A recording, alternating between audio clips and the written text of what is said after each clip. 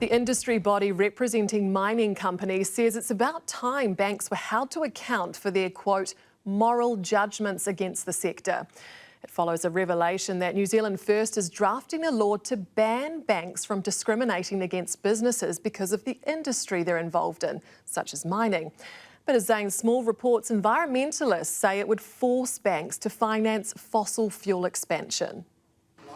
Taking a tour of Oceana Gold's mine in Waihi. And you can see all our gold here is captured in the quartz. Shane Jones was dressed for the occasion. It's got your name on it too, Shane. I didn't see that. Equipped with a plan to double mining exports to $3 billion by 2035, the Resources Minister also issued a warning to banks about a members' bill his party, New Zealand First, is drafting. Our bill will focus on protecting farming, protecting mining, and ensure that the banks don't use climate change as a camouflage to impose moral prioritisation. I do think it is time to have a good look at what's happening with banking, because mining is legal and legitimate business. Stratera is the industry group that represents the mining sector.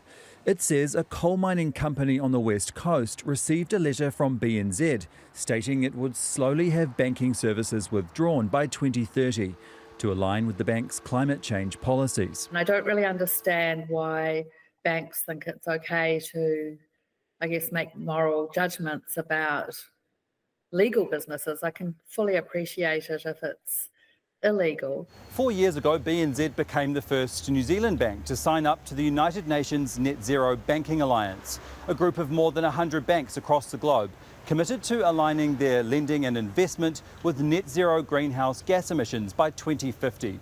BNZ has since acknowledged it's pulling back lending from some petrol stations and mining companies. The New Zealand Banking Association told us banks have many regulatory obligations, which they take seriously.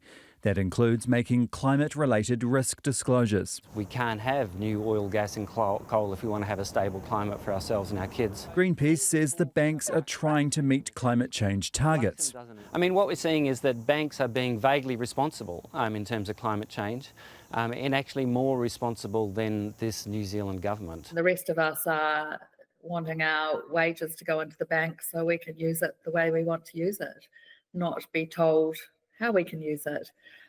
So I think there is a problem there that needs to be looked at. And Shane Jones is promising to do that as the mining sector's new champion in Cabinet.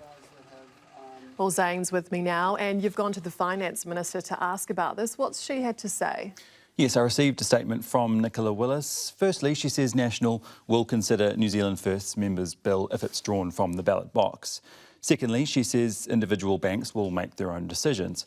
But she said, and I quote, "I would be concerned if banks collectively decided to stop financing things New Zealanders need."